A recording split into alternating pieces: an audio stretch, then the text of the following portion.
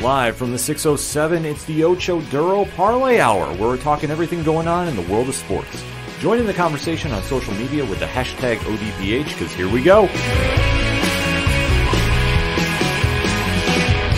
Instead of looking deep inside, every word I have to say, keep it simple. Welcome to an all-new edition of the ODPH podcast, better known as the Ocho Duro Parlay Hour. What's happening, everybody? Thank you so much for joining us this week. My name is Ken M. Joining me in studio, as always, you know him. He's the co-host. His name is Padawan J. Hello, hello, hello. Folks, we have a lot to talk about in the land of sports, so we definitely want to interact with you. Swing on over to odphpodcast.com. Join in the conversation on our social media accounts. They're all right there. We interact with everybody. Check out Parlay Points. New blogs are dropping this week. The TeePublic store. New designs are up right now. You don't want to miss them, and definitely keep your eyes out when they're going on sale, too, because you never know when that happens. It does happen quite frequently. That's the perfect time to grab some ODPH swag. It helps the podcast out.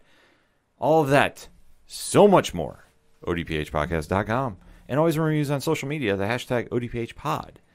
So kicking off the sports edition, like we always do, it's NFL recap time. Yeah. The week that was, whew, there's a lot to digest this week. So let's break down our locks and leaps first and foremost, shall we, Pat? I guess if we have to, I had an absolute dog shit week for locks and leaps. My lock, I chose Arizona, and they ended up losing to the Detroit Lions by the final score of 32-12. Jared Goff had 21 of 26 for 216 yards passing, 3 touchdowns, no interceptions. Kyler Murray, 23 of 41 for 257 yards passing, 1 touchdown, 1 interception. Is it time to panic in Arizona? That's the question. It's over the button. I don't know if I'm necessarily pressing it yet. I'm definitely not pressing it, but this is a bad loss. Yeah. This is an extremely bad loss, especially for the Cardinals, who, let's face it, are a much better team than what we saw on Sunday. Uh-huh. Like, this is kind of mind-blowing to see how Detroit, the 2-10-1 team before this game, or I mean 1-11-1. 1-11-1. Yeah, they're so far down on the list of contenders, it's not even funny. Uh-huh. But yet, they found a way to punch Arizona in the mouth. See, I'm so shook up I can't even read numbers right. Yeah. This is absolutely mind-blowing to me. This was a trap game in my head. That is the only way you can describe it. For Kyler Murray and company to play as bad as they did, it's really a sign of caution. I would not hit the panic button just yet.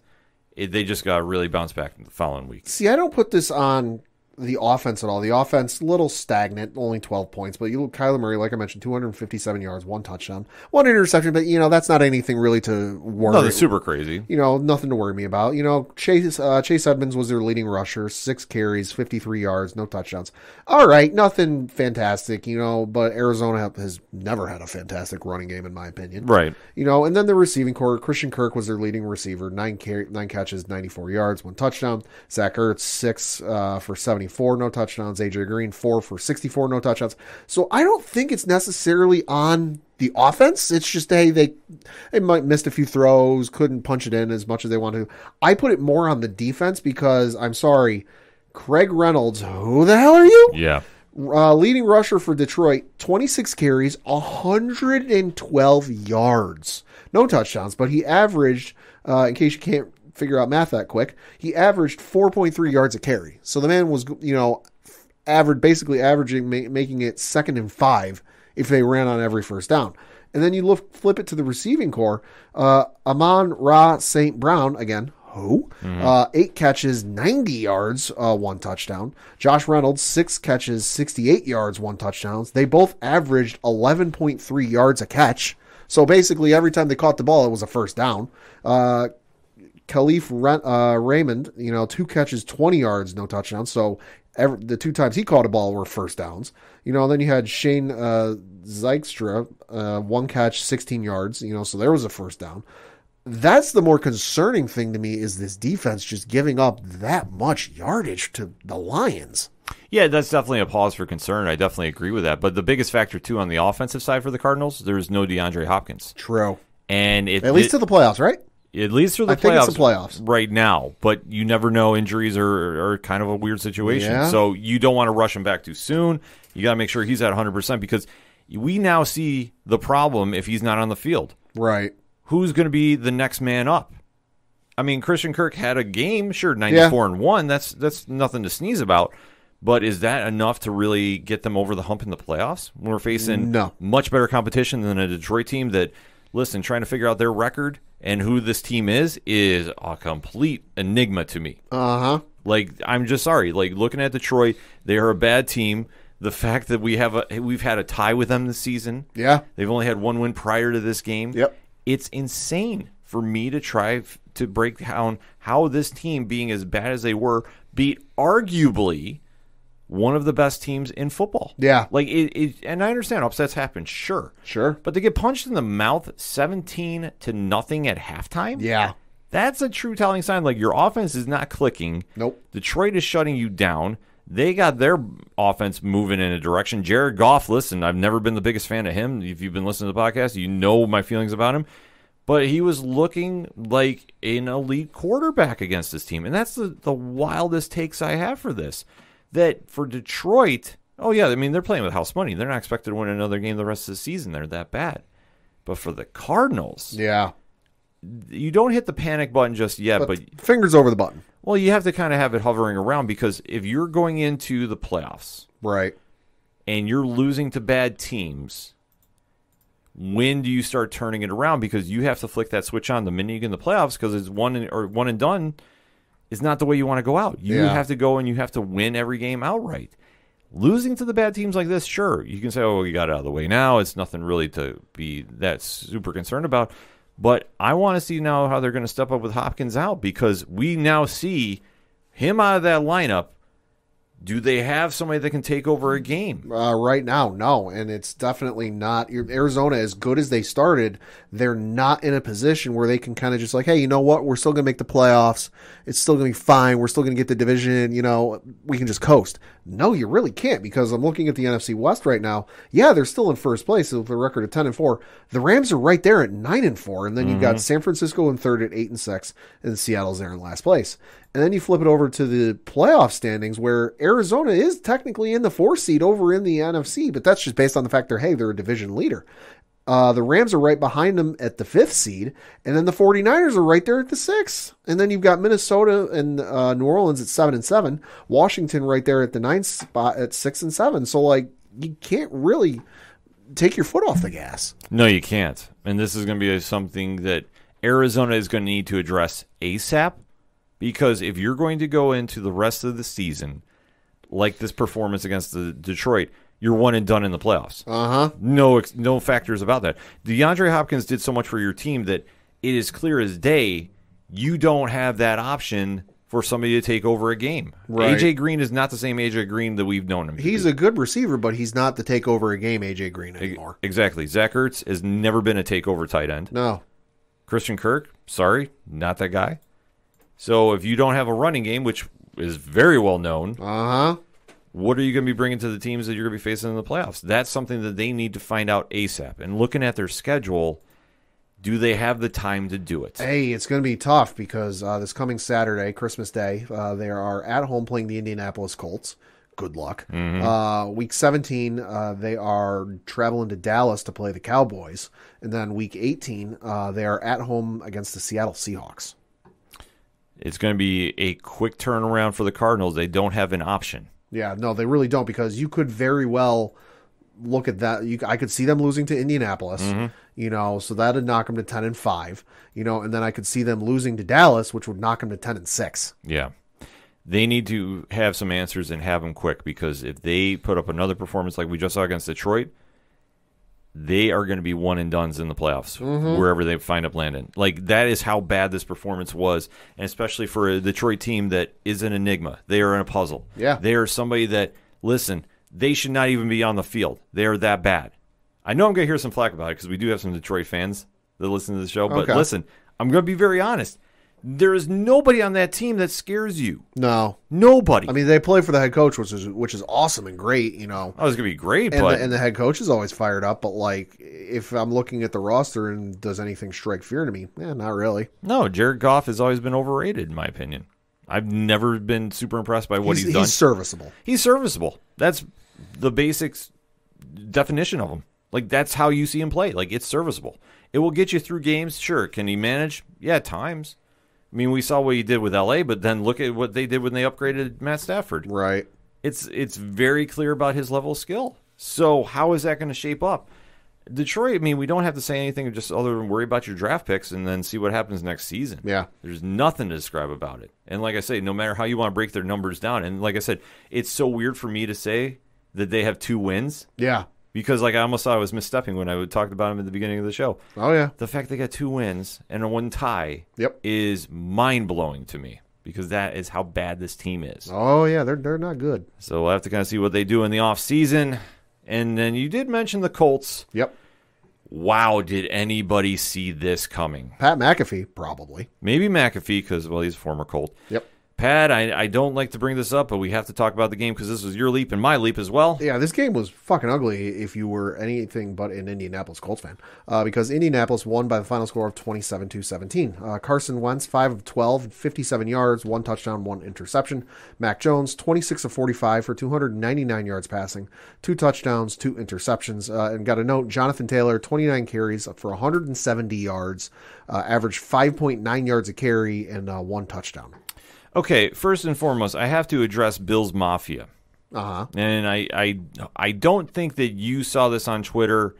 I know that fellow Patriots fans like Joey DiCarlo from So Wizard didn't comment about this, and Wonder Souls one as well. Listen, for any Bills fan that got on Twitter or social media and was saying Mac Jones is overrated, he's a bust, look at this game, the true Mac Jones showed up, I want to remind them, do we forget what the Colts did to us? I remember. I know you do. I remember, and I'm sitting there watching Bills Mafia getting all wound up like they just had some tables freshly cut and delivered. About the same, can't remember the exact numbers, but about the same yardage, but 4 more touchdowns. Yeah.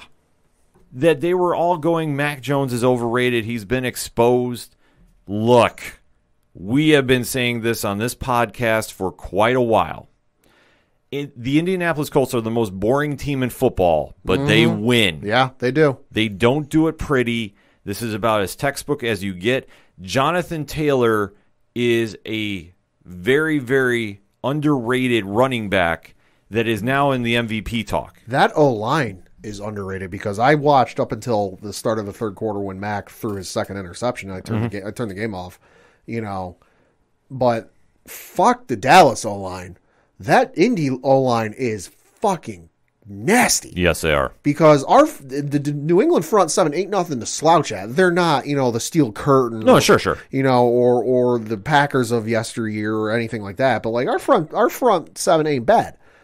That fucking Indy O-line was moving our defensive line back 2-3 yards before Jonathan Taylor got through there on every single play. Mm-hmm. It was fucking insane, and it's kudos to the special teams, going, I think it was like the Indianapolis second punt, the defender coming through and blocking the punt, and returning it for a touchdown, so kudos to the special teams, but then just the defense of Reed and Macwell and the 2 interceptions.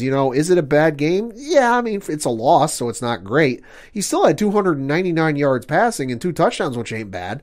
He's going to take lumps. He's a rookie. He's going to learn from this. Yeah, that's what I was saying. I was seeing so much slander going at him. I'm going, are we watching the same game? This is a bad game for a rookie. That a better team showed up this day. And we say this about the Colts, and I can't stress this enough. They're not flashy. No. They're not going to be putting up a million highlights for their dynamic offense. It's as smash mouth as it gets. The only one who does it maybe a little better is Tennessee. But Jonathan Taylor is making his case for MVP. He took over this game, 170 yards and a touchdown. He did what he needed to do for this team. Yeah, I pulled up the stats from the Bills game. 32 carries, 185 yards, 4 touchdowns, averaged 5.8 yards a carry. So almost the same identical stats, just minus 3 touchdowns. Right. So Bills fans, this is the same fucking running back that ran down your goddamn throat. And let's not forget, you're shitting on Mac Jones. Let's not forget, Mac Jones only threw 3 fucking passes in the game against the Bills a couple weeks ago and still won. You had the fucking ball run down your throat 45 times. You knew it was fucking coming. Yeah. And you still couldn't stop it, weather or no weather. Yeah, that's one thing that I took away from watching on social media. I'm like, our Bills fans, shut up. This is coming from one of the biggest Bills fans you'll meet. The disrespect going against this team was nuts. And I'm just sitting there watching and seeing Mac Jones did get picked apart by their defense. Yeah. It happens. Yeah. Listen, the Colts are a playoff team. They're going to sneak in there. I think they might wind up sneaking that division out from Tennessee. Could happen. I mean, Tennessee currently in first place in the AFC South at 9-5. Indianapolis, though, is right there at 8-6. And then looking at the playoff standings, you've got Tennessee's the 3 seed, and Indianapolis is the 5. Yeah. So this is not out of the realm of thought that they could bump up and get that 3 spot. Oh, yeah. And that's the one thing that for the Colts to get in the playoffs, they're going to be one of the scariest teams in there because they're not going to do it pretty. They're going to get in there. Carson Wentz is not asked to do anything. Nope. In fact, if you can find a team that can shut down Jonathan Taylor, you have a chance. Uh-huh. But that defense is deceptively good. They play on both sides of the ball extremely well. And they put on a clinic against the Pats because what they did is they took Mac Jones out of this. Even like I said, Mac threw for 300 yards almost. Yeah. Still, he had a bad game. Oh, yeah, bad game, and they also took the running game out of it. Right. Damian Harris didn't play, was out with an injury. And then you had Ramondre Stevenson was the other back who 10 carries, 36 yards, no touchdowns, like 3.6 yards a carry. That is what helped. You took Mac apart, you contained him really. Yeah. And then you took out the running game. But still, I mean, did they really contain him if he had 299 yards passing? Yeah. Like that's the thing about it. It's just for everybody. It's like, listen, he's had a bad game, but his stock is so high. Oh yeah. With the team and the company of fans. Yeah. Like, listen, he had a bad game. It's allowed to happen. Like, I get it. I'd ask Bills fans to look in the mirror and tell me Josh Allen has never had a bad game. Exactly. Jacksonville. Hi. Yeah. I'll bring it up right now. But just seeing that slander going on, and then it's like, do we need to give them bulletin board material going in next week? Uh-huh. That was the one thing that it really struck me away because, listen, the Colts did what they do. That's the easiest way to describe this game. There really isn't any highlights other than say Jonathan Taylor. I'll say about the Jonathan Taylor and then that dude on defense who I forget the gentleman's name. He blocked a punt and then returned it for a touchdown. It's the second time he's done that in this season, which even I think it was the broadcasters were like, when is the last time that's been done twice in a season? That was just nuts. So Taylor and then that dude on defense. Yeah, I mean, that's the highlights for the Colts, but that's a typical Colts game. Like, that is the big take-home with that. If you're not fully buying into it... EJ Speed is the dude's name. Yeah, okay. That's the whole thing about them, is they have a team of, I don't want to say virtually nobodies, but let's be honest. They go out there and they ball. Yeah. There's no egos that we've seen on this team. I mean, you've got T.Y. Hilton, who's, a name, but it's not anything special this year. Right. I mean, he's only got 16 catches, 196 yards, 1 touchdown. Yeah, I mean, he's a non-factor. Yeah. I mean, that's just how crazy this team is, but it's also based around Jonathan Taylor. Like, if you take Taylor out of the game, you can beat them, sure. So you take Taylor out of the game now without knowing how the run differential would split. Take Taylor out of the game. Ashton Doolin, 2 carries, 39 yards. Carson Wentz, 8 carries, 17 yards. And then the passing, 5 catches, all by Zach Pascal, T.Y. Hilton, Naeem Hines, Michael Pittman Jr., and Jack Doyle, and the leading receiver was Zach Pascal with 23. Yeah.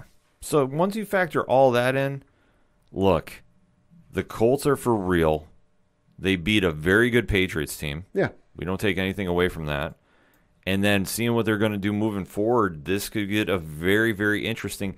It's not out of the realm of thought. I mean, if the cards fall in their favor, they could wind up getting the number 1 seed. It could be very interesting just because I'm looking at the Colts schedule. This coming Saturday, as I mentioned, they have the Arizona Cardinals in Arizona.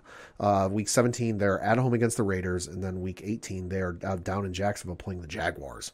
And then just because you brought up the Titans, their last three opponents they've got the San Francisco 49ers coming up this Thursday. That's a home game. They've got another home game against Miami Dolphins week 17, and then week 18, they are down in Houston playing the Texans. Yeah, so this could come down to one of those weird ass, X, Y, and Z could be this way if A, B, and C happens that you always see at the end of the season. Yeah, week 18. Wow, that sounds so weird saying. Yeah, could be a huge one for a lot of different reasons. Yeah. So we'll have to wait and see how the Colts do. And obviously the Patriots got a dance partner next week with Buffalo. Yep, they got Buffalo this coming Sunday. After that, week 17, they've got the Jacksonville Jaguars. Both are home games. And then they close out the year week 18 in sunny Miami. At least I hope it's sunny, playing the Dolphins. They need to shut down Miami in more ways than one. I do not want to see Miami get to the playoffs, and that's for personal reasons. I know exactly why. And I'm just going to leave it at that. So let's talk about happier things. All right. Let's talk about those Buffalo Bills. Yeah. So 31-14 was the final against the Carolina. Can you even call them a team, Panthers? I mean, officially, yes. Yes. On paper, maybe not. No, but this was a good win for Buffalo. You got the stats? Yeah, so Josh Allen, 19 of 34 for 210 yards passing, 3 touchdowns, 1 interception.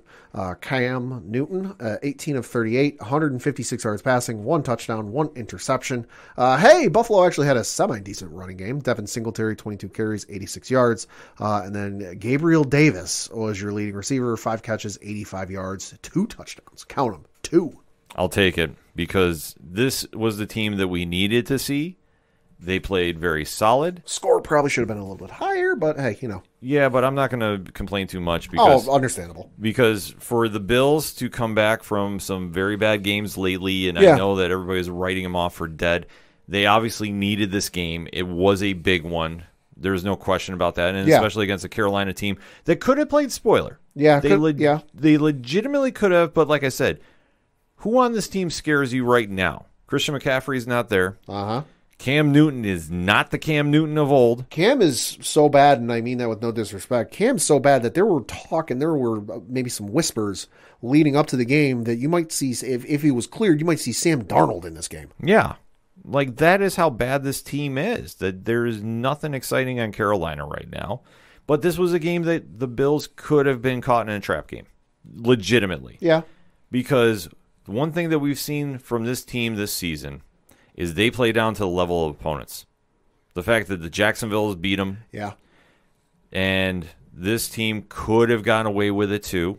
Because, I mean, at halftime it was still 17-8. Right. Even though Josh was having a good game, except he threw one bad interception, which is like, that does scare me going into next week a little bit. But like you touched upon, they actually got a running game going. Yeah. Singletary got more than 20 carries. I'm flabbergasted by that. Didn't crack 100, but hey, Yeah. But it is something about this team that when you can get the run going, at least balanced, there are possibilities. I'll say the old Madden audio from previous Madden games where the run sets up everything is running through my head right now. But it's true, though. And for the Bills' offense, that's what they need to do. I understand the running game is not good because we need a true bruiser back to really open up some holes for Singletary to slide through. Zach Moss is supposed to be the guy. He isn't. Sorry, he just is not. Beretta, listen, I'd love to say that he is going to be the guy, but I don't think he's going to be the guy either. For Josh Allen, he's doing everything he can, but eventually he can't do it. But at least that opens up the passing game, and thank God Josh actually looked at another receiver not named Stephon Diggs or Dawson Knox because he's had tunnel vision for them for the past 3 games. Yeah. Gabriel Davis is a very good receiver. I mean, is he a number 2, 3? I'd say probably closer to a 3. Sure. On the depth charts. But with Cole Beasley not going to be playing this week, and we'll get to that a little later in the show, Davis is going to be relied on to be that guy and step his game up. And he's going to have to play that role of a 2 or 3 to balance out Stephon Diggs. He has to. And I think he will. It's just Josh has to get in his head, if Diggs is not there and Knox is not there, I need to find another receiver. Well, yeah, because you got to figure most defenses, even competent defenses, are going to double cover Diggs. Knox is going to do whatever he does. And then you got to find you got to have a third guy, because if Knox and Diggs, like you said, are covered, and Beasley ain't there, you got to have somebody to throw to. And listen, tight ends are great security blankets. Can't do it every time. No, you can't do it every time. So for them, they definitely were getting into their groove. They beat up a bad team. So this is something that the Bills needed to get back on track, because that AFC East got very, very close. Yeah. And too close for my comfort. Well, obviously, the Patriots still being in first place. Yep, 9-5. Miami is coming out of nowhere, but then again, look at their schedule, though. So Miami, third place, currently on a 6-game win streak, a record of 7-7. Pulling out their schedule right now as we speak. They have beaten the Houston Texans, Baltimore Ravens, the New York Jets, the Carolina Panthers, and the New York Giants. So and the Jets again. Yeah, so I liked them better when they were the Denver Broncos, who started out 3-0. For everybody that was anointing them as like, oh, this team is on fire. Look at the competition they faced. They're about to get punched in the mouth in back-to-back weeks here. Just saying. They've got this coming week. They've got the New Orleans Saints on Monday night. Week 17, they're down in Tennessee, or up in Tennessee, I should say, playing the Titans, and then week 17, they're playing the Patriots. Win streak is nice and all, but you're about to get punched in the mouth. Yeah. So I think we can calm the victory parade for Tua right now. So you're saying you can put the champagne bottles back on ice? I would say so for him. I mean, I will say this, though, in all honesty. I'm glad to see that he's now having a little bounce back in Miami, because how they disserviced him in the beginning of his career. I mean, it's nice to see him rebound. I'd love to see him leave and get a real shot somewhere else. Yeah, that would be good. But I digress. But I don't see them overtaking the Bills in the playoff spot. No. Because, I mean, it's going to be a tight spot for whoever is not winning the AFC East.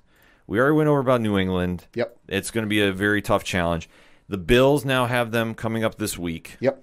And that is going to be a very big game for both teams. Yeah, oh, yeah. So if you thought the first go-around in the windstorm was something, expect more fireworks in Foxborough this week. So I'm pulling up the weather. Weather forecast is for partly sunny skies.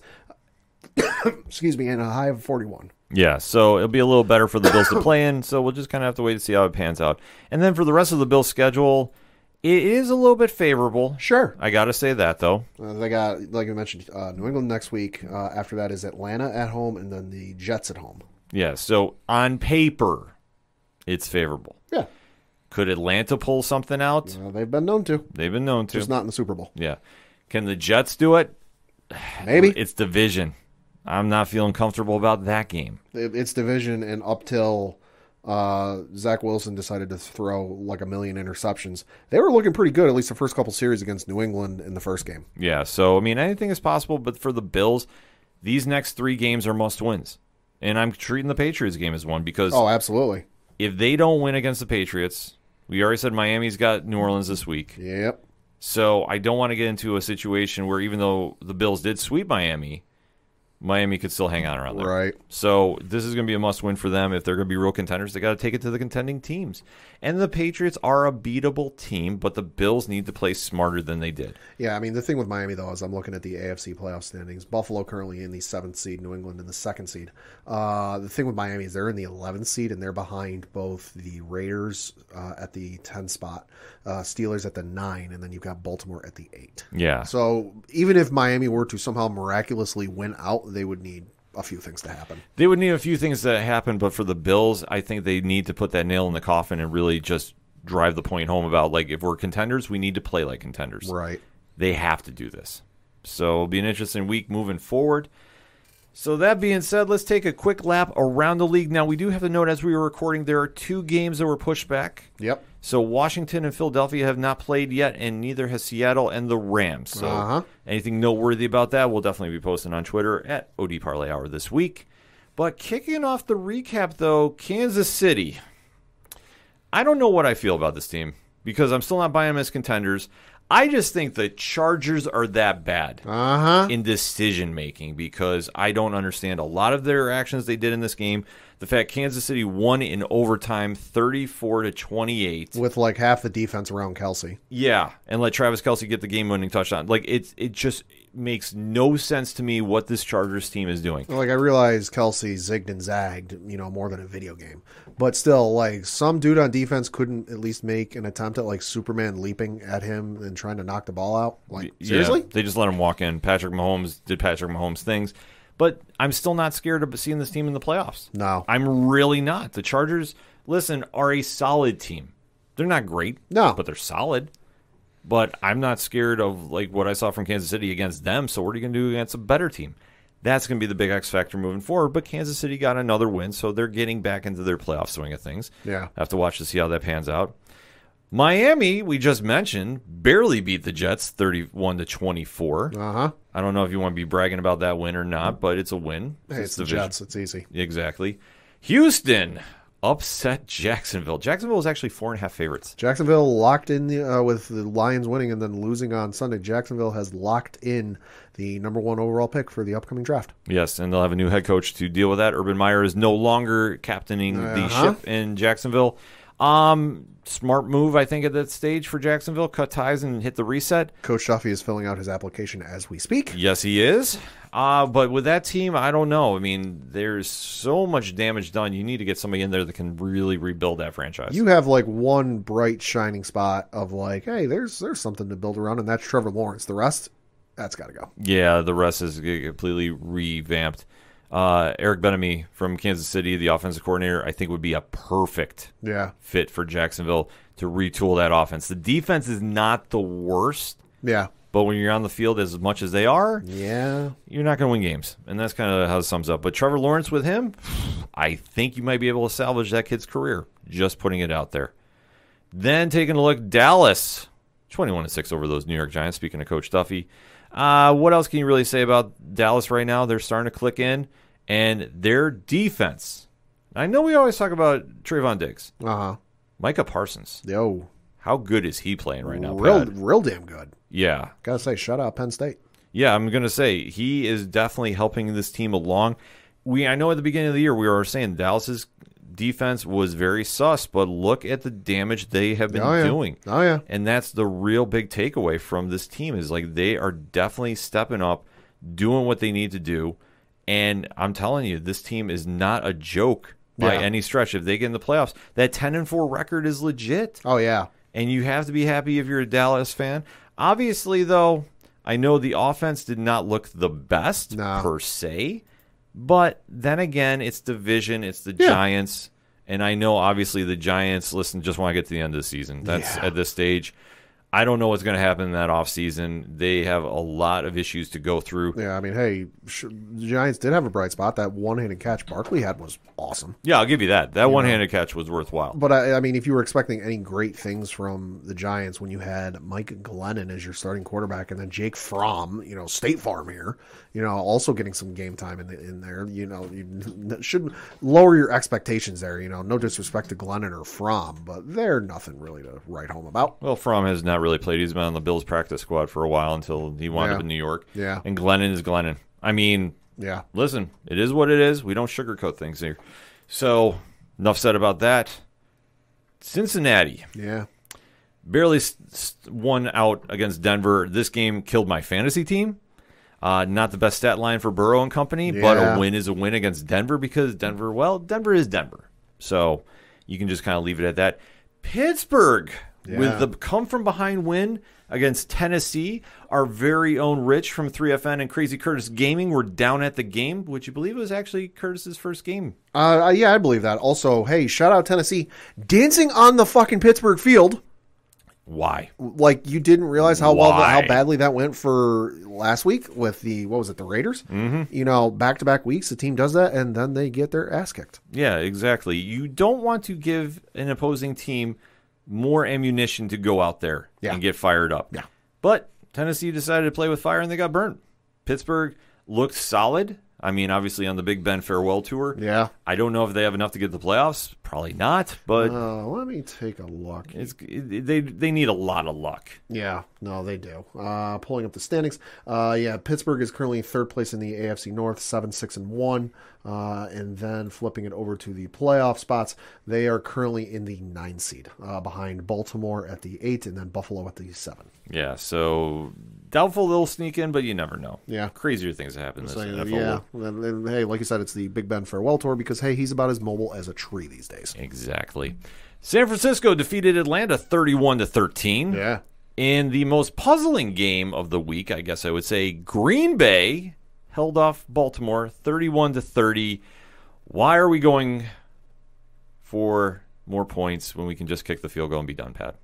I have no idea. That's questionable decision making, in my opinion. Yeah, I understand Jim Harbaugh wanted to take a shot and do something here, but especially when you have the most accurate kicker in NFL fucking history. Yeah. Until the announcers mention that, and then he misses. Yeah, the failed 2-point conversion is not going to do anything. Like I say, if you got a kicker that can nail in points, whether it's a field goal or extra kick, give it to him.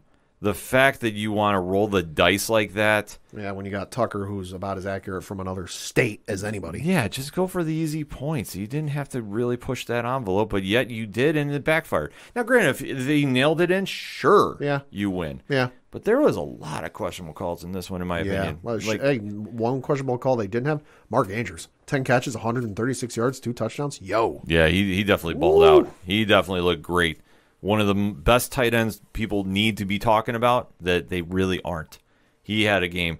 But like I said, Harbaugh definitely, I know he passed up on another field goal earlier in the game too, and I was like, I don't understand that logic at times. I really don't. But no. Is what is. Green Bay gets another one. They have locked up the playoffs, so they're definitely going to be sitting pretty going into January for that. In one of the most boring games of the week, I would have to say, New Orleans beat Tom Brady. Shut him out. Yep. 9-0. How you feeling about that, Pat? Listen, Tom Brady is human. New Orleans won, like you said, 9-0. Brady, 26-48, 214, 0 touchdown, 1 interception, and 1 broken Microsoft Surface tablet. Yep. Then you had Ronald Jones II, 8 carries, 63 yards. Chris Godwin, 6 catches and 49 yards, no touchdowns. Tyler Johnson, 4 catches, 41, no touchdowns. On the other side for New Orleans, you had Taysom Hill, 13 and 27, 154, no touchdowns or interceptions. Taysom Hill, also your leading rusher, 11 carries, 33 yards, no touchdowns. Marquez Callaway, New Orleans leading receiver, 6 catches, 112 yards, no touchdowns. Tampa Bay obviously going to have some issues because they're out. What is it, Godwin? Mm-hmm. Godwin's done for the year with an ACL injury. Also getting, I don't know why they're doing this because this breaking news just came across my phone about 10 minutes ago. They're signing Le'Veon Bell because reasons. Yeah, I don't necessarily know if that's a smart idea, but so they're signing Le'Veon Bell. He's got a pen. This is pending a physical, obviously. Mm-hmm. But then they're also getting back Antonio Brown this week, who's going to finish who has now finished his 3-game suspension for his antics. So they're trying to plug the holes and fill the gaps with more superstar free agents because at this point it's Madden with the budgets turned off. It just is a little puzzling about Tampa Bay trying to reload. But, they're going to do what they're going to do. Yeah. Like, that's the thing about them. I know with Tom Brady, they definitely want to get some talent around him, but Bell there, I don't know. I don't necessarily think he's going to be the answer. No. But, they do weirder things down in Tampa Bay. But this is true. So I'm going to have to wait to see what happens about that. And then in there, it's got to be an upset, but obviously Cleveland was COVID-plagued. Yeah. So a lot of their starters were not there. Obviously, they went with their third-string quarterback. Almost beat the Raiders. Yeah. But the Raiders wound up sneaking a win out. Yeah. Especially late game heroics with a field goal. The Browns, I know they had some chances earlier, did not punch them in. Mm-hmm. That's a costly loss for them. Yeah, costly. That's why they're signing Le'Veon Bell. More breaking news. According to Adam Schefter, Fournette is likely to miss the rest of the regular season with a hamstring injury. That's why. Okay. Well, that makes more sense then. Yeah, that was, like I said, when I read the Le'Veon Bell news, I did not have the Fournette news, so I'm like, why the fuck are they signing Le'Veon, if they've already got, the guys they do, they're not going to have Fournette. All right, that makes more sense. Yeah, it definitely makes more sense for that. But I tell you what, Cleveland, though, that is a bad heartbreaker. Heartbreaking loss. Obviously, they did play out of their minds considering how bad their roster was beat up with everything going on. Like I say, you can't fault them for the effort they gave. Yeah. But it was just like they had their moments. They should have cashed in. They didn't do it. And that field goal that they had their chances to do, if the Browns had actually won, they would have been in first place in the AFC North, if I'm not mistaken. Let me see. So Browns are currently 7-7. That would have put them at 8-7. Now assuming everything else went the way it did. The Pittsburgh is 7-6, so it would have put them ahead of that. It likely could have put them in first place. Yeah. Yeah, I mean that would definitely be in seeding. Now Cleveland is scrapping to get into the playoffs. And that is not going to be an easy road for them. But like I said, that field goal did impact them too much. And like I said, the Browns did have some chances early, but you can kind of just second guess everything at this stage. It's just when a game is that close, and when it comes down to a game-winning field goal for the Raiders, who they did what they needed to do. They're hanging in there for the last minute of the playoffs. Yeah, they're currently the 10th seed. Cleveland the 12th seed. They're only one team ahead, or one. Yeah, they're only one. Their second team not eliminated yet. You've got the Jaguars, Texans, and Jets all eliminated. Denver's behind Cleveland, not eliminated yet. Cleveland also not eliminated yet. Yeah, so, I mean, their roads are going to be definitely tough to get to the playoffs. Yeah. Getting in that log jam of the 8 through 11 seeds is not going to be a fun one. Yeah, no, there's for any team to sneak in. There's a lot of teams there, and there's not a lot of rooms, even up to the 6, because you've got the LA Chargers at the 6 seed at 8-6. Buffalo is at the 7 with the same record. Baltimore's at the 8th seed with the exact same record. Pittsburgh's at the 9 at 7-6 and 1. Raiders are at 10 at 7-7. Dolphins are at the 11 at 7-7. Then you've got the Browns at 7-7. Broncos are at 7-7, so there is not a lot of breathing room. No, there isn't. So, like I said, that game really hinged on that kick the Raiders made. Had they not done it, different story. But that's how the games balance out too. And then to close out the week, Chicago. As soon as that season's done, that team's getting blown up. Minnesota winds up getting the win, 17-9. Yeah, keeping their playoff hopes alive. But listen, against the Bears, it's like, were we really expecting anything different? No, I mean, hey, Justin Fields, decent game, 285 and 1 touchdown. Averaged 7.3 yards a pass. Running game wasn't anything special. Only 60 yards from David Montgomery, no touchdowns. Cole Kmet was your leading receiver, 71 yards, no touchdowns. So decent game from Justin Fields, but just the rest of that Bears team is just awful. Yeah, so they really had no chance to pull this one off. No, in my opinion. A lot of headlines coming out of the NFL this week. The playoff picture is getting a little bit hazy. Yeah. You never know who's going to be sneaking in, sneaking out. So definitely hit us up on the hashtag ODPHpod. Give us your reaction to week 15 of the NFL. Can you believe it's week 15 already? Hard to believe. Hard to believe it's week 16 and so few positions in the AFC are not solidified. Yeah, it's a wild time in the NFL, but let us know how your team is doing, how you think everybody's going to shape up. We definitely want to have that conversation. We're going to take a quick break. We'll be right back. Yeah, Brian Wayne here, your host of the Cheers to Comics podcast, the podcast dedicated to delivering the most current content in the world of comic books. So whether you're looking for the most spectacular interviews of the creators that make the things that we love, or you're looking to maybe line your pockets with some speculation, this is the podcast for you. So tune in on Mondays and Fridays, and you are guaranteed to never miss a beat, the pulse of this amazing, amazing comic book industry. Cheers.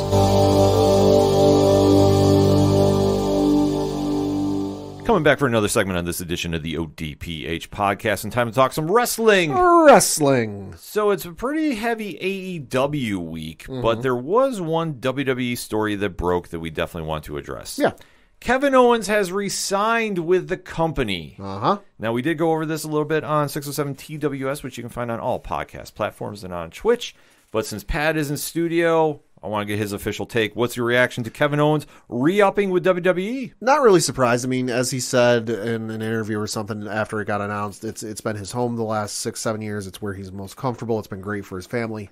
You know, the deal is for supposedly multiple years and in the neighborhood of like $2 to $3 million a year, which is friggin' great for him. You know, but it makes all the sense in the world. He's comfortable there. He knows everybody there. Let's face it. You know, could he have gone to AEW and had a great run? Yeah, probably.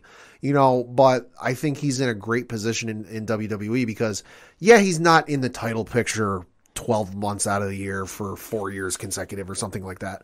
But he's still featured on television on a real regular basis. You know, might be not there a couple of weeks because he might have asked for the week off or something with the family, you know, but he's still featured on television and in storylines on television very regularly. So it's a good spot for him. Absolutely. Like, Rich has called this for a while, too, on 607 TWS. And, right. You know, I got to give him his flowers since he's called this shot for a long time. Kevin Owens was not really seriously leaving for AEW, in my opinion. Okay. I think what the deal is, we've seen a lot of negative PR, and rightfully so, coming from WWE with all the crazy-ass releases they've done over the year.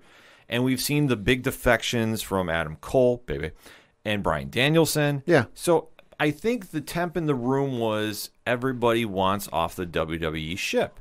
And I can understand that. Yeah. But in the same token, Kevin Owens put it out very eloquently. He's thinking of his family. He's up there in age. Yeah. You know, the deal is with AEW, well, if you're not on TV, you can go work the indies. Right. At this stage in the game, as cool as it would be. I don't think he wants to put himself and his body through that again. Yeah. And I think he's earned that right to call the shot. And he's going to be making a serious amount of coin. So it makes sense for him. Yeah. Like, that's the big thing. It makes sense for him. Like, as fans, do we get some dream matchups? No. But you know what? It's okay because WWE still has a talented roster, what's left of it. Oh, yeah. So it's not like we're not going to see him on TV, not going to see him featured. He is a Vince guy. It's very clear about that. Well, and I know that's been one thing that people are like, oh, he signed, but he always could be released at any given time. Vince loves the guy. Yeah. Like, he ain't going to get rid of him if he loves him. No, that's the whole thing. If Owens is drawing to him, Vince will keep him. That's how Vince works. And he understands Kevin's role in the grand scheme of things that Vince has for the picture of WWE. Love it or hate it. And I think Kevin understands the picture too. And he knows where he is at this stage. And I think the big thing was, you could go to AEW. Sure. Could you be wrestling some other friends of yours? Yeah. Yeah. But at the end of the day, is that what you want at this stage? Well, and especially I think, you know, obviously, given his age, he's got more years behind him than he does ahead of him. Oh, sure. And you go through the lineage and some of the matches he's had during his indie run as Kevin Steen, and just the amount of punishment he put his body through, he would have to start doing that again. And I don't think I think we all hit a certain age where we just know our bodies just won't respond like they used to and won't take the same abuse they went through as your younger years. Whether you're a pro wrestler, an NFL player, or just an average Joe. Yeah. You know, you just hit that point in age where my body just can't move and operate the same way it did. I think he's reaching that point, and he can still do an insane spot for a pay-per-view every now and again. Sure. But I don't think he wants to do that on a regular basis again because, hey, that fucking hurts. Absolutely. And plus, I think that he's also looking at AEW and going, okay, if I went there, where do I fit in? And like you mentioned, Adam Cole went over there. Everyone's like, oh my God, this is going to put AEW on the map. Boost the numbers, huge. The fuck has he done since he's been over there? They haven't really started him in a program yet. Yeah, and now I will say, and I'm saying this as an WWE guy, NXT guy, but let's call a spade a spade. Adam Cole fucking carried NXT for like 2 years by himself. What the fuck has he done? Like, this is a guy who, and I know other people have said it, you know, so I'm not the first person to say it, but Adam Cole carried a brand for an entire fucking year, if not 2, and he's done jack all since he got over there, which kind of bums me out a little bit. Well, I think what they're trying to do is figure out where all these new free agents are coming in and where they're going to fit in the roster. Like, that's the one downside you have to such an inflated roster that AEW does have. And I mean, if you're trying to capture the Bullet Club, you know, with the Bucks and Adam Cole and Kenny Omega and all that again, this ain't fucking 2012. Like, that was all fine and dandy then. I don't think it sells as much as it did then. Well, that's the one argument that they have right now is what are you doing with the roster you have? And I think this will be kind of a great segue to go into. We had a big event on their program this week. Right. And that was AEW Winter is Coming. Yep. So not a pay-per-view-esque, but you can treat it as an NXT TakeOver-like event. Sure. Where they do have some title matches going on. And I think this kind of brings into the sense of like, okay, you have these free agents come in, one of which being Bryan Danielson, and what are we doing with him? Uh-huh. And let alone how that's meshing with your world champion, your homegrown talent, the one the fans have been saying the storyline has been built up for 2 years is the greatest thing ever. Yeah. And Hangman Adam Page. Yep. We finally have Page's first ever title defense with Danielson. Right. To kick off the show. It's a 2-hour show. They start at 8 o'clock. And then what do we get, Pat? They had a 60-minute time limit. They went the entire time limit, so it was a 60-minute time limit draw. So, first and foremost, the match is a 5-star match. Okay. Match is excellent. I have no issue about the in-ring work between those two. They had great chemistry going on. However, though, hated the finish. Okay. Here's the problem I have, and I'm just going to ask you. I know you're not biased towards AEW, but you'll give me an honest answer. Sure. If you were a world champion and your first ever title defense against anybody on that roster goes to a time limit draw, what does that say? What does the optics say to you? That's a loss. Yeah. That you could take the greatest, UEFA Premier League, whatever league you want to do in Europe, soccer players, you pull them out of the timeline, all in their prime, match them up, however many on however many. And if it goes the full 90 minutes to a draw, that game fucking sucks. Like, I don't care how great it was, and if I saw some of the greatest soccer players of all time play each other. Like, if it's a draw, it fucking sucks. Like, that's a loss. You went 60 minutes. Congratulations. You went against Bryan Danielson, and went 60-minute time limit draw. That's a loss. And what the fuck are you going to do from there? Because that is something that you build up to. I don't think you lead off with that. No, I don't think they should have let off with that. I thought what they should have done, looking back at the program, the first night that he came out with the belt, he should have had a title match against somebody. Sure, and at least get one under your belt. Yeah, and when I say what I said, I don't mean like they shouldn't have let off with that. I don't mean for the show. I mean they shouldn't have let off with if this ends up being a trilogy or a series of matches, not let off that series of matches with a time limit draw. I would have been okay if, Page won through some shenanigans and kind of like a bullshit ending, like, oh, the ref missed it. Like Danielson's foot was under the rope and the ref missed it. Like, I'd have been okay with that. Yeah. Because, oh, hey, shit happens. But 60-minute time limit draw, I don't care how good the match is. Like, that sucks. I also have a problem with it that they just had a time limit draw with Danielson against Kenny Omega. Right. Back, when they debuted in New York. This is a very bad booking choice, in my opinion. And maybe it's just me. I feel like 60-minute time limit draw, I feel like I just wasted my time. Like, as good as the match might have been, I feel like I wasted time. It was deflating in the ending because you have to kind of go, where do we go from here? And that's the problem that they're going to have moving forward. Right. Because you had some people waiting in the wings to take on the winner of that match. Right. Well, if your winner was a draw... There was no winner. You would think logically you're going to run that back. But what do you do? But that's the problem you now have on your hands. So Wednesday, hopefully we'll get some clarity about it and kind of see what the temp in the room is going to be. I just don't necessarily know how this is going to shape up because you do have certain contenders waiting in the wings. Yeah. And you have to start moving the roster around to keep things fresh. But with Bryan Danielson... now having 2 time limit draws against the champion at the time, right? Where does he go from here? It's almost like he can't get the job done. Yeah, that's kind of how the optics is doing. And he's an internationally known and won a bunch of titles around the world. You're telling me he can't get it done? Come on. Well, that's kind of the argument that some fans are having now, too. I mean, I just think that it's a bad story look to do unless the ultimate goal, which I have a feeling they're going to go with, is a triple threat at Revolution in February between Page, Omega, and Danielson. Yeah. And like I say, but I have that exact same reaction, though. Yeah. I don't want to see that because I think that one, you've now gone to 2 draws with Danielson. You need to do something with him and have a clear, like, he has to get his first loss. Yeah. What they should have done is have Page win against Danielson, have it be close, like the ref didn't, like you touched upon, like Danielson has on foot on the ropes. Foot on the rope, ref didn't see it, yeah. Something like that, and they should have done that and then moved on from there. And then you can kind of go to the draws, and then you can kind of mess around with that. But to do back-to-back draws with Danielson in a title match, even though the one was non-title, it's still a bad look, in my opinion. Well, and I mean, this is my issue with AEW bringing in some of these guys. You know, Adam Cole, Bryan Danielson, CM Punk. If you're not going to put the fucking belt on them, you got to have them put somebody over.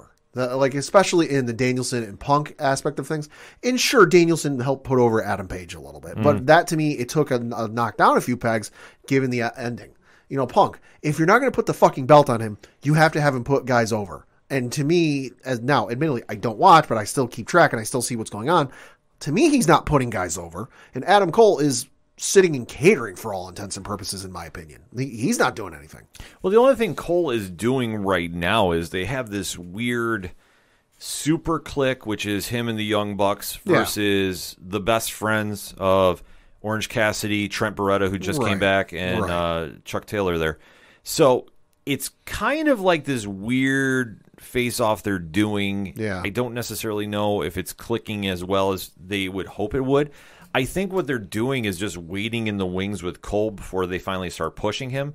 I think he's happy working with the Bucks in this program because it's kind of like a low-risk, low-reward right now. Right. That not much is being expected from him. And I think what AEW wanted to do, and I don't fault them for this idea. Sure. Obviously, if they pushed all their new guys to the title, what would everybody said? Oh, they're just pushing WWE guys. Right. So I think they want to try waiting around with it a little bit, but I think they're going a very unique route to do it. Right, and I'm not saying they got to push, you know, Danielson, Cole, and Punk to the belts all at once, but you've had them all for varying degrees of time. You could have done at least one of them. Yeah, I mean, they've all been there since August. So if Danielson is the first one out the gate, what are the other two doing? Because, I mean, that's how you're going to measure these guys because they all came in at all out. Right. So you now have to kind of say, okay, how is this all shaking up? Your ratings have stayed level. Yeah. They have not exploded as much as you have. Or as some people thought they would. Right. So what is Plan B going to be moving forward? So that's why this event was so important to see how it was going to shape up going into changing the TBS for Dynamite. And they do have a couple more events coming very quickly. Bring back Don Callis. Allegedly. Some people say he's the ratings man. I don't know. Allegedly.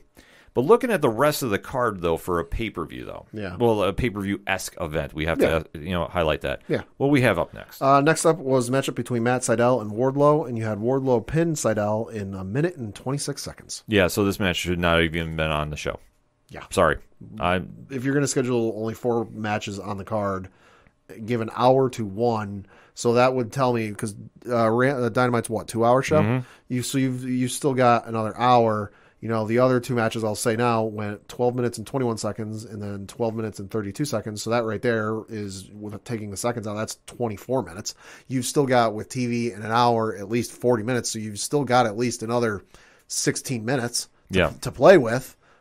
Why did you only give another match 1 minute 26? They're really trying to push Wardlow, and I understand that he is considered one of their homegrown talents. Sure, but still, it's not clicking enough that you should give him primetime spot like that because it was a squash match. Like he gave Seidel 3 power bombs, right, and then was done.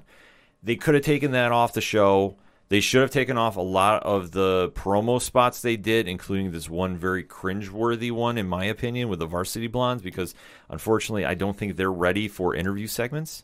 It was a bad segment. Is it weird every time I hear Varsity Blondes, I think of the Spirit Squad from WWE? Not necessarily, because their gimmicks are kind of like the school spirit type deal. All right. But I'm sorry, like I don't think that was a good promo segment. And I'm not saying the Varsity Blondes are the Spirit Squad. It's just every time I hear Varsity Blondes, I picture the Spirit Squad in my head. Both those gentlemen, and Julia Hart too, have very big futures in the business. I just think that they're not ready for that talking aspect right now. Right. Because it was bad. It was just bad. But there were also multiple promo spots during the show too, which you've now taken away an hour of your programming. Time is limited.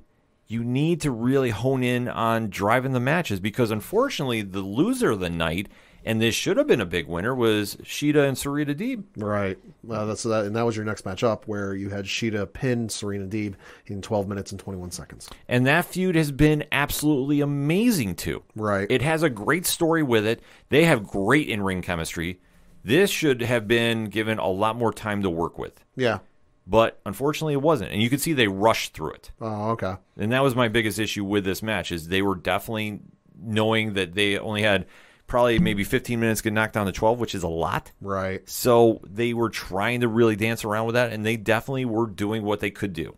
I wouldn't mind seeing this get ran back, like I said, at some point, but I think the feud is done for now. Yeah. So we're going to kind of have to wait and see about that. And then we had a main event, if you want to call it that. Yeah, so this was between Dante Martin and MJF, and this was for the Dynamite Diamond Ring. We went over it on last week's show. You had MJF submit Dante Martin in 12 minutes and 32 seconds. So this match was not bad. Okay. Martin is a high flyer. He was a little overshooting some spots, but MJF covered him up, though. Okay. I mean, but the thing is, Dante Martin is one of those guys that is the future of the business. Right. He's going to be a big name down the road. Like, he definitely is on that way. MJF is the right now. This made perfect sense storyline-wise, albeit, though, we had FTR come out. Right. And then the lights went out. Uh-huh. And this was the biggest issue I think a lot of people had, is there is an online feud going on right now between the Briscoes and FTR. Right. The Briscoes fought FTR at Ring of Honor's Final Battle. Right. So when the lights went out, that crowd was expecting the Briscoes. Right. Or anybody, because let's remember, last year at Winter is Coming is when the lights went out, and Weird Effects is when Sting debuted. Right. Well, they got Sting and Darby Allin in the ring. Right. And you could hear the air let out of the room. Okay. Like, it was a very... Like, everyone's holding their breath, like, oh, shit. They're like, Oh. like, really? But, so they have their fight. Then CM Punk comes in to save the day. And now we have set up a 6-man tag for this coming Wednesday. Right. So, that being said, it's going to be an interesting show coming up this week, because they are really hyping up about Wednesday happening. Yeah. But I guess, Pat, let me ask you quick before we jump into Wednesday's preview. Sure. What did you, overall, Winter's Coming, you're hearing this secondhand. What is your kind of vibe from this? I mean, honestly, I feel like last year's was probably better, just because I feel like there was a lot more excitement and people talking about it, with Sting debuting in the matches that took place last year. I feel like this one was kind of like a bit of a lead balloon almost, where, like, I know you were expecting a lot, and we're expecting, especially leading off with the title match at the start of the show, and I know either Rich or you said they did that last year, but still, like, leading off with the title match, it kind of leaves you go, oh shit, something wild's going to happen at the end of the night. Yeah. And for it to just be what happened, feels a little bit like, a bit of a letdown, in all honesty. And I wasn't even watching that. Like, I'm sitting here going, oh shit, lead off with the title match, something crazy gonna happen. Really? That's it? Okay. Yeah, no, I had the vibe that it was a letdown. Like, that's my honest to good opinion. Right. That just how the match ended. And it I'm sorry, like, it was a 5-star match. It's fantastic until the ending. And that's the takeaway you have from every single wrestling match. It could be great for 45 minutes, but that last minute, it could be terrible. Yeah. And that's what everybody talks about. Uh-huh. That was a situation there. Too many promos they had, including they have one for Malachi Black, who's now rumored to have introduced Brody King, who is heavily rumored to be signed now with AEW, which, if he is, that'll be a big win for them too. But they're also going to fall into where is everybody wrestling now? Right. Because there's only so much time on shows. The Wardlow match we could have done without, like I said. Yeah. And Deeb and Shida, I hope it gets ran back sometime soon, but... The Wardlow match was essentially a piss break, but without enough time to actually go to the bathroom. Yeah. And then the main event was a little bit of a letdown too. I mean, even though with MJF, who's doing amazing work, I think the AEW brass, in my opinion, is thinking that Sting and Darby Allin is more over than they are as a team. Right. And we're relying on nostalgia a little bit. Yeah, and it's just like, it will get you so far, but now the big highlight going into this week is what happened. Right. Is a 6-man tag team announcement, and everybody is losing their mind, allegedly, right, that CM Punk is teaming up with Sting. But we have the preview of the card, so let's break that down. Yeah, so this is the matches this is the stuff announced taking place this Wednesday on AEW Dynamite Holiday Bash. You've got Orange Cassidy taking on Adam Cole. Baby. Yeah, so that one should be good. I like both Cassidy and Cole. So that one should be fun. You've got Malachi Black taking on Griff Garrison in the matchup that is burning up the internet and everyone's excited for.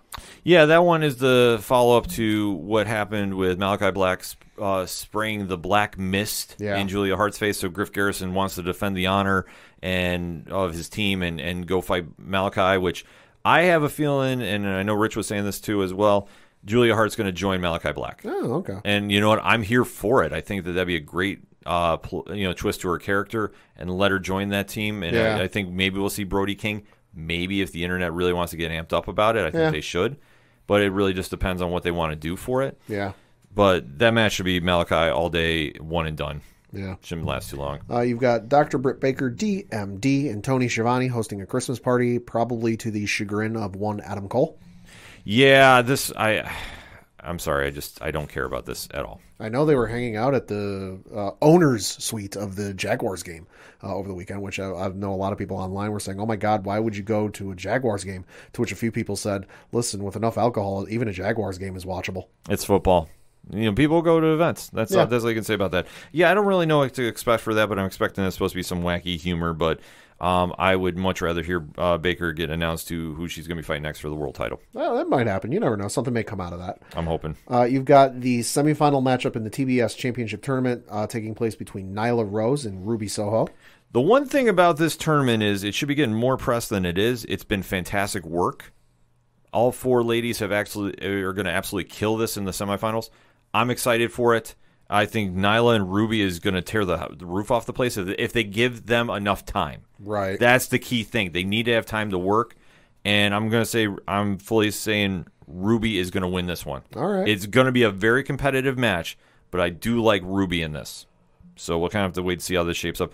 But like I said, the Final Four of this women's tournament is absolutely on point. I can't wait to see these matches, and I'm super excited about this one. And then probably going to be your main event is the six-man tag match you mentioned between MJF and FTR taking on the team of CM Punk, Darby Allin, and Sting. Yeah, like I say, this on paper for nostalgia. On paper, it's like, oh, all right. Yeah, for nostalgia reasons, it's there, but I mean, even me, the not AEW watcher, seeing MJF and FTR, all right, dig those guys.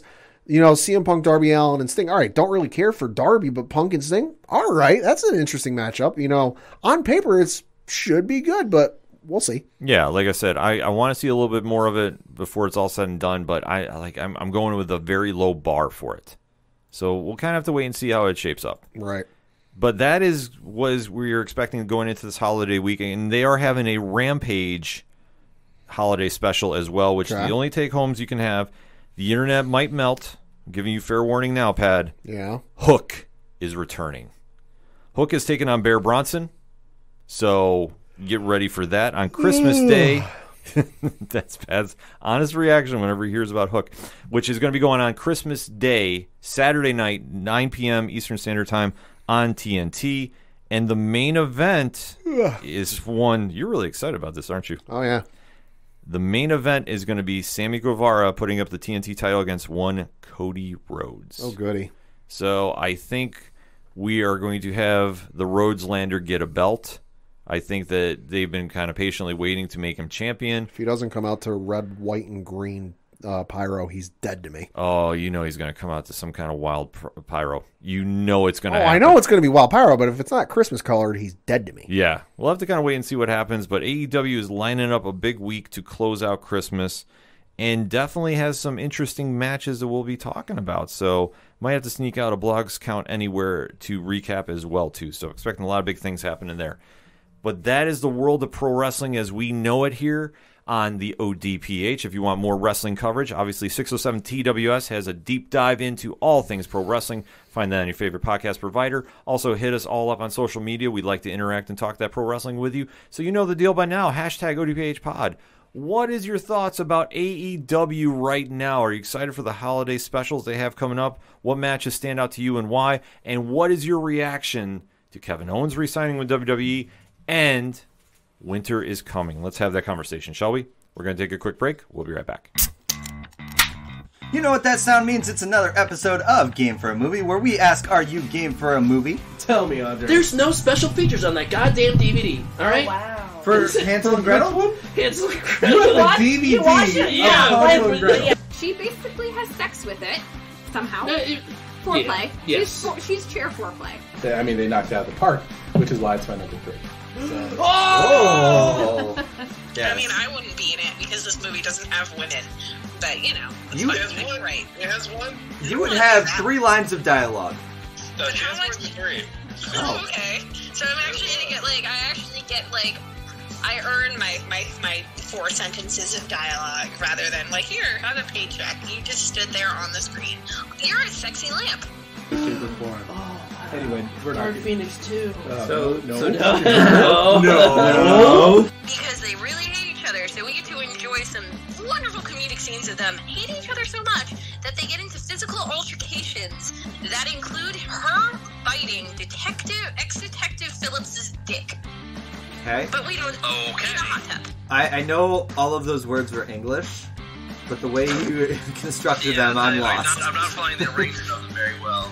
For those who haven't rated us or liked or given us a review, don't say that we haven't given you anything of value after listening to this podcast. You now know the difference between an R-rated dick and an NC-17 X-rated dick. You're welcome. Thank you guys for listening to Game for a Movie, where we ask, are you game for a movie? We'll see you next time. Bye. Bye. Coming back for the final segment on this edition of the ODPH podcast. Pad, what you got for that local minute? Got to talk some Binghamton Black Bears hockey news because looking at the standings, they're still in 5th place with a record of 8-8. But they're right there, though. They got Carolina right ahead of them at 8-7-1. In 4th place, 3rd place is Columbus at 8-5-3. And then Danbury and Watertown are just running away with the division. Watertown 1st place with a record of 12-3. And then Danbury 2nd place with a record of 13-3-1. Looking at their schedule and the couple games they had last week. Friday they were away at Delaware, where they won by the final score of 5-2. And then they had a home game this past Saturday where they lost to the Watertown Wolves by the final score of 8-3. They have a game, their schedule this week. They have an away game this coming Thursday, where they're playing Watertown again. Then they've got a home game on Monday, December 27th at 7 p.m., where they're playing the Delaware Thunder. More tickets, more info, tickets, and all that good stuff, BinghamtonBlackBears.com. And the Binghamton Bulldogs, a little confusing what's going on, but according to their Facebook page, they are currently ranked number 19 in the ABA Top 25 poll. All right. Albeit, though, according to their post, they're ranked ranked 18th in the country last week. The Bulldogs went on the road and beat the number 10 team in the country, who hasn't lost at home in 3 years. Wow. And we dropped to 19. That doesn't make sense. No, it doesn't. So I'm not 100% sure what is going on there, but if you want to get your more Binghamton Bulldogs information, BinghamtonBulldogs.com, or check out their Facebook page. And Excite Wrestling, we'll give a plug to Johnny Moose and the boys. They do have a big show lined up January 1st, and they did announce the main event, or one of the main events, because, Excite has been known to card subject to change, and that's not a bad thing. That's a good thing. Yeah. And it was announced that Dalton Castle, who is coming in for the event, we know him from Ring of Honor and obviously in 2CW days and such, is going to be taking on the one and only Dan Barry, who's returning from injury. That's a good matchup. Yeah, so super excited to see those two go at it at the X January 1st.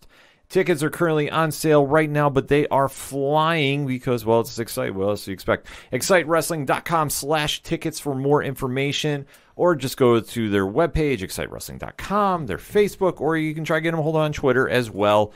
And we'll kind of see what we can get Johnny Moose to maybe give us a comment or something. He's been hinting he wants to come back on the show. So we got to kind of see what we're going to do with John in the next year. So, stay tuned for that. But we definitely got to shout out John and everybody over at Excite Wrestling. So let's round the bases and take the show home, Pad. What you got? Got to talk some NBA Basketball Hall of Fame news because it was announced today as we record. You have the first-time nominees for the 2022 Naismith Memorial Basketball Hall of Fame class. This was announced on ESPN's NBA Today on Tuesday.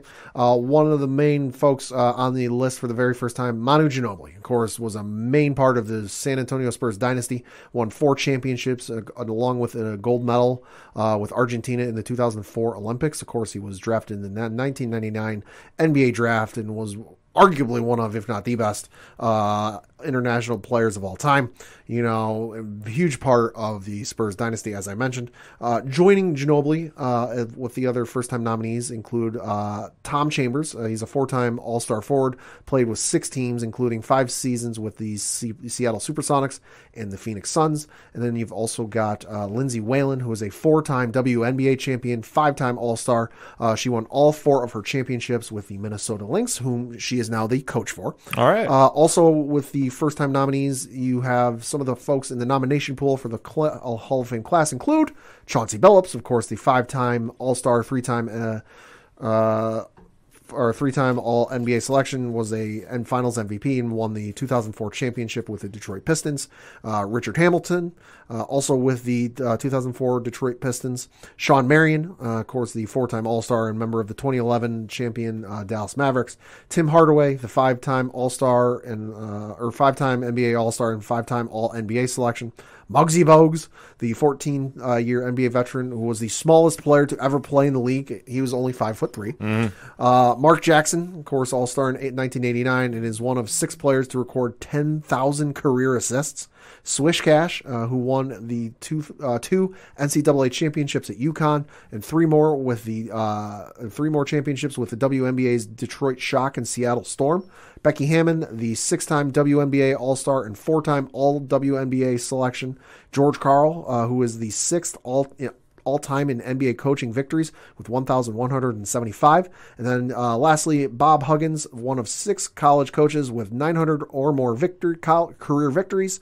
So the class will be announced during the Final Four in the New Orleans for the college basketball tournament in early April, and players will be inducted on September 9th and 10th, 2022 in Springfield, Massachusetts. So pretty solid list of nominees there, I would say. That's a very solid list of nominees, so we have to wait and see about that. Yeah. So for my base, I got to talk a little UFC. Okay. So this past weekend was a UFC fight night, and in the main event, the one and only Derek Lewis. God damn. Knocked out Chris Dukakis in the first round. It was a thing of beauty. It was a thing of beauty, but it's Derek Lewis doing Derek Lewis things. This is true.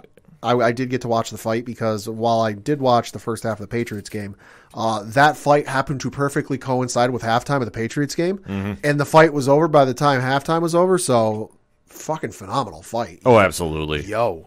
No, Derek Lewis is looking prime in form. So where he goes from here is anybody's guess. I mean, obviously... I love the quote he had with Bisping after the fight, though, where he did hint at like a potential championship fight, but he's like, yeah, they told me championship fights are 5 rounds, and I'm not down for that. So if you want to make a 3-round championship fight, I'm in. Otherwise, don't call me. Well, you know, he's not wrong in a certain degree. Yeah. But... then again, championship rounds, you usually see, you know, the true hearts of champions show up. Not saying Derek Lewis does not have heart, because he does have heart. But it's kind of an interesting idea, though. Time is money to him. Well, that's the one thing that people always question about, you know, the lengths of the fights. And like in the 4th round, 5th round, if a fighter is really looking in rough shape going in those deep water rounds, as we call them, is it a plausible idea? It's bears conversation, I will say that. I'm more pro to have it be 5 rounds, but I can understand his argument too about 3. Like, I know he's making a joke, but there is some legitimacy to it. Oh, yeah. So we definitely, you know, have to address that as well. And there is some news we have to address because it's the elephant in the room. Yeah.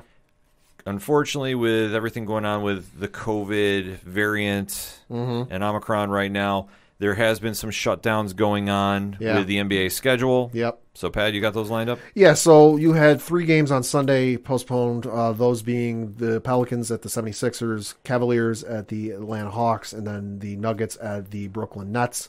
You had 1 game on Monday postponed, that being the Orlando Magic at the Toronto Raptors.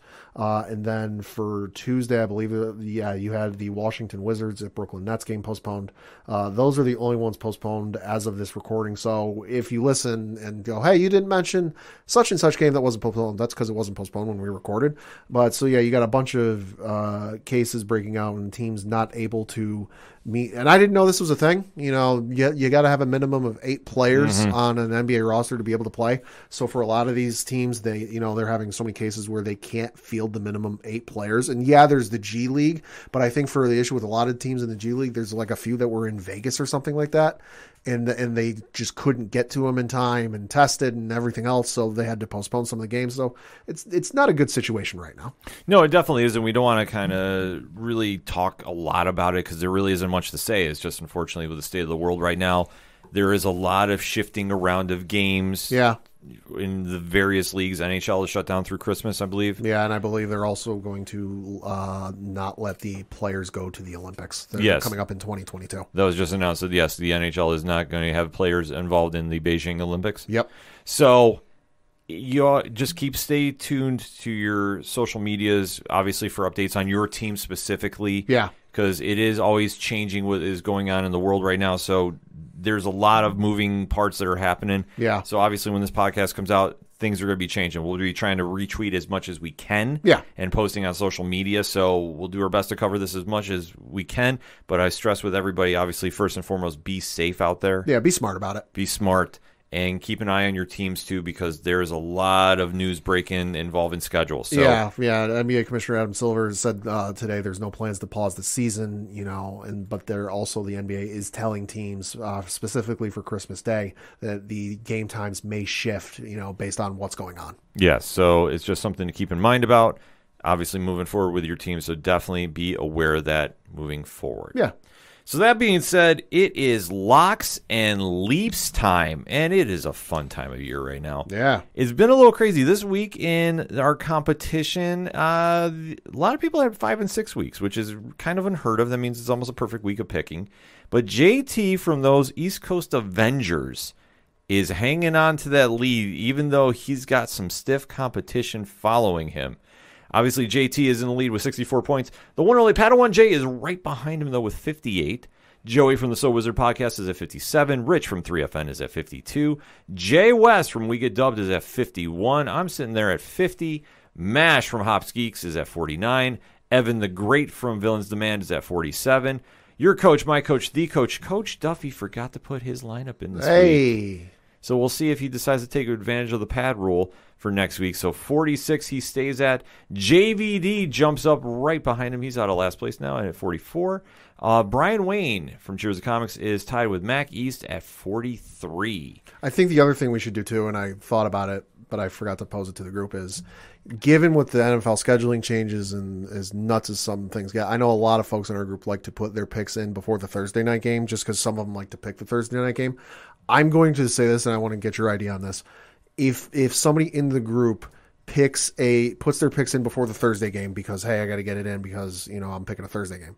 If one of those teams they pick, the schedule changes to like a Thursday or like a Tuesday or a Wednesday type of thing, what do you think about letting them change that based off of, hey, you know what, I don't really, like Cleveland had like 7 guys or 7 starters not play or something like that. What do you think of giving them that opportunity? Because, hey, this team just got hit by, a bunch of positive tests and they had to move the game. I want to change my thing to something else different. Yeah, let's do it. All right. So we'll put this in the group, but going forward, if somebody does pick a team to win for the lock or the leap, and for whatever reason that team, the game gets pushed because they got a bunch of positive cases, we will let you pick another game even if you've submitted your picks. Yeah, we want to be as fair as possible about this because, I mean, it's ever-changing what's going on right now. Because, like, I'm looking at a situation like just random team out of my ass.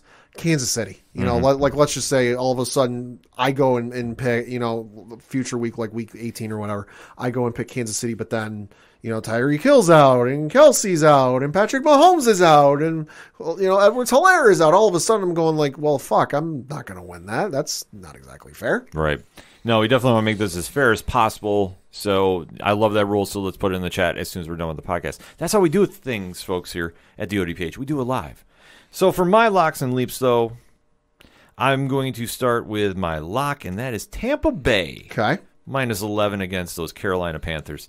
I don't have any faith in what they're doing in Carolina right now, but Tom Brady coming off a loss. he's going to want to put up some points. Uh-huh. So that's kind of what he does. And for my leap, I'm a believer. Okay. The Colts are currently dogs against Arizona. Wow. Now, granted, it's going to be played out west. Yep. Let's see if this Arizona team can really bounce back. It's a tough competition for them, but Arizona is only favored by a point right now. So I'm taking Indianapolis with the low points. All right. We'll see how it plays out. Pat, what you got? Well, we got to say, did not share our locks and leaps. I agree with you on the lock. I like Tampa Bay minus 11 against the Carolina Panthers because, hey, Brady coming off a loss. Plus, he's got an axe to grind, and Carolina's bad, and he loves to pick apart bad teams. Facts. And then for my leap, currently Cincinnati is a 2.5-point favorite against Baltimore, but I think Baltimore's going to be able to pull that one off.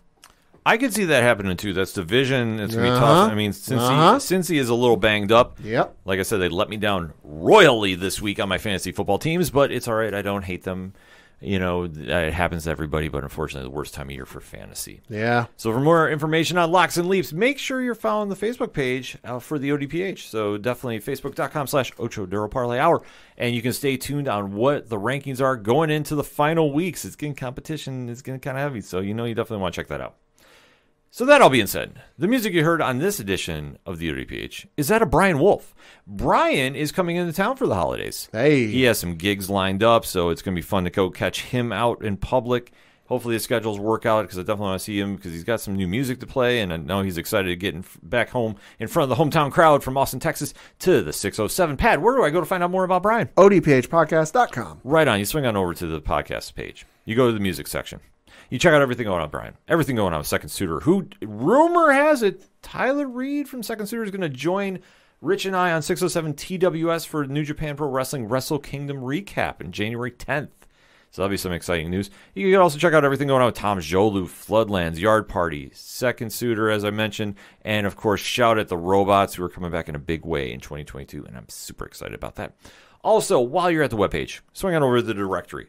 Where, Pat, how many links do we have? Like 1,500. It's 1,500. It's growing every day because we're finding more players to put on there for your favorite podcast service. Next is ham radio. Yeah, we're working on that. That's no joke. That's seriously going down.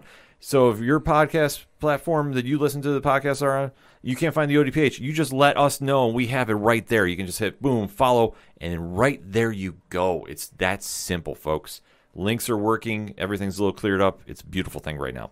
Also, while you're at the website, check out the classified section, which has organizational links supporting Black Lives Matter. All the amazing pod groups we are in via their Podchaser pages, friends of the show, and more links supporting our friends over at 8122productions.com. Big things they have lined up right now. So if you want to find out everything going on with them, it's very simple. Links are all right there. All of that. Parlay Points blog section blowing up right now. The TeePublic store. Get that ODPH swag. The new designs are selling on like crazy right now, so you definitely don't want to be left out in this holiday season. I'm just saying. All that and so much more. ODPHpodcast.com. That's all I got for this week. So for the one and only Padawan Fuck the Astros. I'm your host, Ken M. Happy holidays from all of us here at the ODPH. And we thank you for listening to the one and only Ocho Duro Parlay Hour. We'll see you next time.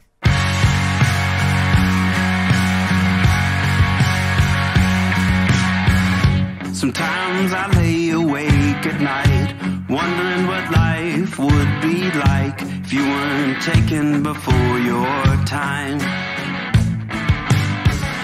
The lessons you taught me, try to remember, try to engage. Sometimes it feels just like I'm staring at an empty page. I think about the years we had together. Your name will be written on my heart forever. Since I never really got to say goodbye, I'm gonna do my best now to try. I wish that I could call you, hear what you'd have to say.